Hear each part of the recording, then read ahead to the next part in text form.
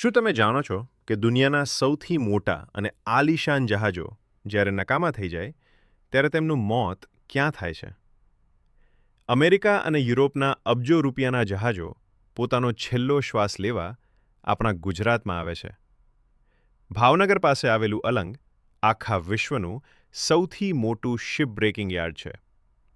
અહીં દરિયાના કિનારે લોખંડના પહાડ જેવા વિશાળકાય મિલિટરી જહાજો અને ટાઇટેનિક જેવા મોટા ક્રૂઝ લાવીને ઊભા રાખવામાં આવે છે.